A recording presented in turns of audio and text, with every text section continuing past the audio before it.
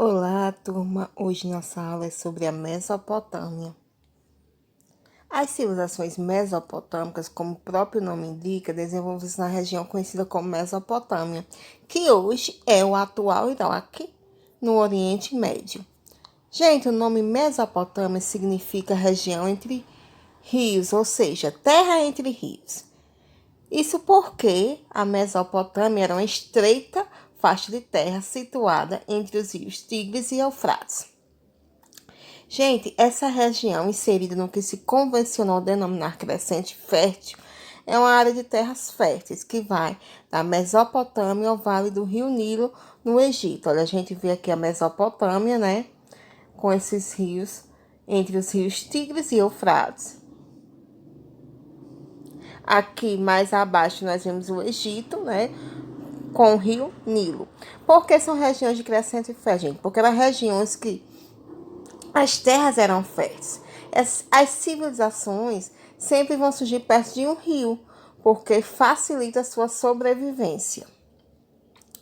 Olhem aí, a região da Mesopotâmia, né? Aí nós vemos que ela é dividida em Alta Mesopotâmia, né? Uma parte montanhosa e não fértil, e a Baixa Mesopotâmia, entre o centro e sul do vale, que fica entre os rios Tigres e Eufrates, né? Aí vemos aí. Gente, a Mesopotâmia foi povoada por diversos povos, ó, que vão habitar essa região entre os séculos 5 e 1 a.C. Entre este povo, vamos destacar quais? Os babilônicos, os assírios, os sumérios, os caldeus, os amoritas e os acádios. Olhe, as primeiras civilizações mesopotâmicas foram aquelas criadas pelos povos sumérios e acádios, por volta do final do século IV a.C. Os sumérios foram responsáveis pelo desenvolvimento do sistema de drenagem dos pântanos. Eles vão formar essas cidades conhecidas como Eridu, onde vocês veem a imagem Eridu, e Uruk, né, que são as primeiras cidades, os primeiros núcleos urbanos da Mesopotâmia. E aí também nós vamos ver a Babilônia, né? Você vê a Babilônia também aí no mapa. A Assíria, a Pérsia, a Acádia, a Suméria, né? A Babilônia está localizada aproximadamente a 110 quilômetros do sul de Bagdá, onde hoje é Bagdá. Seu nome vem do grego Babel, que significa confusão. De acordo com Gênesis, a Torre de Babel foi construída em uma tentativa de alcançar o céu. Né, que eles pensavam que poderiam alcançar o céu, eles fizeram a Torre de Babel mais alta. Olha, as principais atividades econômicas da Mesopotâmia, gente, era o quê? Era a agricultura, né? Que era a base da economia, né? Que, por exemplo, na Baixa Mesopotâmia, em meados do terceiro milênio antes de Cristo, baseou-se que na agricultura de irrigação cultivavam trigo, cevada, linho, gergelim, árvores frutíferas, raízes e legumes. Os instrumentos de trabalho eram rudimentares. Em geral, eles usavam instrumentos feitos de pedra, madeira e de barro. Criavam também carneiros, burros, bois, gansos, patos. E o comércio, né? Funcionava também. Por exemplo, os comerciantes eram funcionários a serviço do templo e do palácio. Apesar disso, podiam fazer negócios por conta própria. Olha, as transações comerciais nesse período eram feitas na base de troca. Não tinha uma moeda, você trocava. Por exemplo, eu plantava o trigo, você plantava a cevada, a gente trocava. As principais ciências estudadas, né, na Mesopotâmia foram a astronomia, né? Os babilônicos fizeram torres de templos que serviam para observar alto, né, que eles queriam ver o céu, observar os astros. Também a matemática. Os caldeus alcançou grande progresso, levaram certo desenvolvimento da matemática e também a medicina, que eles começaram a catalogar plantas medicinais, por exemplo, também como o direito e a matemática, a medicina estava ligada à adivinhação. Eles não tinham uma cientificidade nesse período, né? Gente, se destaca a escrita, né? As civilizações têm sua forma de escrita, né?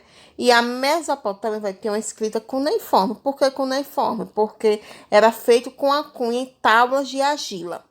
né? E elas foram usadas pelos sírios, hebreus e persas. Vai surgir ligada à necessidade de contabilidade dos templos. Era uma escrita ideográfica, no qual o objeto representava uma ideia. Eram os desenhos. Olha, a literatura, gente, vamos ter diversos fragmentos, vamos ter o mito da criação, a epopeia de Gilgamesh, que é uma aventura de amor e coragem, né?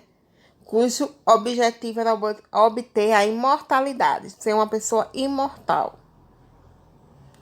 Também vai se ter leis na Mesopotâmia, o Código de Hammurabi, que vai ser o primeiro código de leis que se tem notícia, e ele apresenta uma diversidade de procedimentos jurídicos e determinação de penas para uma vasta gama de crimes. Ele continha 282 leis, passando pelo comércio, propriedade, herança, direitos da mulher, família, adultério, falsas acusações e escravidão. Nas artes, vamos ter a arquitetura, né, que tem os zigurates que se destacam, né, que era a torre piramidal em forma de pirâmide. Também temos a escultura e a pintura, que eram fundamentalmente decorativas. Vai ter música, dança, e sempre vão ser utilizadas nos cultos ligados à religião e ligados para louvar os deuses, que eles eram politeístas, acreditavam em vários deuses. Como eu disse, eles eram politeístas e tinham muitos deuses, né, que eram representados à imagem e semelhança dos seres humanos. O sol, a lua, os rios, outros elementos da natureza e entidades sobrenaturais também eram cultuadas. Cada cidade, gente, possuía seu próprio deus. Agora havia divindades, né, entre os sumérios que eram aceitos por todas. Na Mesopotâmia, os deuses vão representar o bem e o mal, tanto que adotavam castigos contra quem não cumpria as obrigações. Os sumérios vai ser um povo que vai fazer o sistema de canalização dos rios, né? Vai fazer canais de irrigação. Vão criar a escrita cuneiforme, que é a escrita que vai ser feita em placas de argila com a cunha, por isso vem o nome cuneiforme. Vão criar zigurates, construções piramidais, né, que serviam para armazenar as produções agrícolas e também eram templos religiosos. Técnicas de medicina, arquitetura, engenharia, hidráulica. Vão fundar, gente, as primeiras bibliotecas, né? Uma, por exemplo, vai ser em Nippur, a 150 quilômetros de Bagdá. Nessa biblioteca foi encontrada cerca de 60 mil tabletes de barro, né? Que eram as placas de barro que eles faziam a escrita sobre a origem da humanidade. Olha aqui, gente. A escrita cuneiforme em uma placa de argila. Essa é uma das principais características da Mesopotâmia. Olha aqui. Vocês percebem que eram os desenhos, né? Olha o alfabeto dos sumérios, como era interessante as letras. Olha como eles representavam do A ao Z. Observem. Tudo isso é detalhado aqui. Nas formas de argila, né? Os tablets de argila. Aqui nós temos um zigurate, né? Bem preservado, que é o Templo da Lua, no Iraque. Que essa construção foi descoberta, né? E os arqueólogos acham que ela existiu, ela foi produzida entre 2113 e 2096 a.C., né? Há mais de 4.000 anos atrás. A escadaria do zigurate de Ur, né? No Iraque. Aqui vemos a Suméria. Também vamos ter os babilônios, gente, que os babilônios vão fazer, como a gente já falou, o código de leis, conhecido como Código de Hammurabi, né? Que essas leis se baseavam no talião. O que é a lei de talião? É uma lei olho por olho, dente por dente. O imperador e legislador Hammurabi desenvolveu um conjunto de leis para poder organizar e controlar a sociedade. Os babilônios também desenvolveram um rico e precioso calendário, cujo objetivo principal era conhecer mais sobre as cheias do rio Eufrates e também obter melhores condições para o desenvolvimento da agricultura. Desenvolver também o relógio do sol, que eles eram muito interessados em astronomia. Também, outro imperador que ficou muito conhecido foi Nabucodonosor II, que ele fez os jardins suspensos da Babilônia e a Torre de Babel, que era um zigurato que tinha 90 metros de alturas. E também sob seu comando, os babilônios chegaram a conquistar o povo hebreu e a cidade de Jerusalém. Olha aí a Torre de Babel como era. Muito alta para o período, né? Jardim suspenso da Babilônia, como se imaginam que era.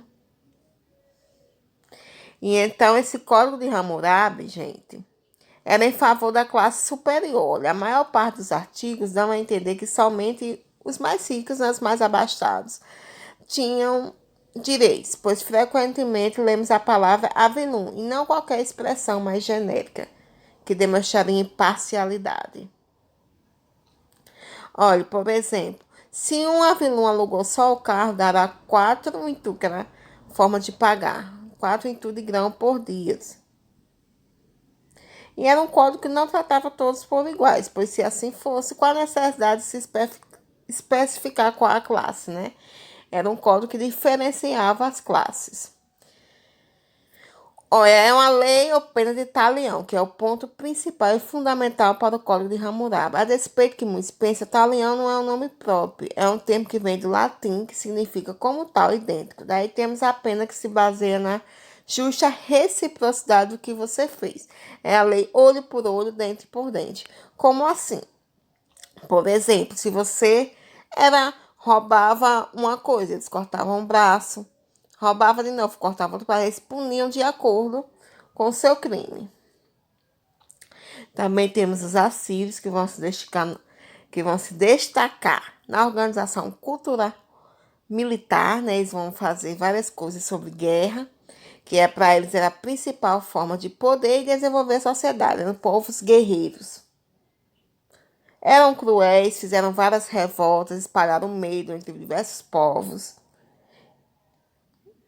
E também vamos ter os caldeus, né? Que era um povo também militar e violento, e politeísta, que acreditava em vários deuses.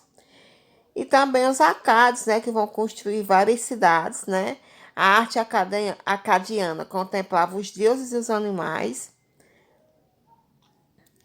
A religião, da maior parte, gente, dos mesopotâmicos, era o quê? Politeístas, né?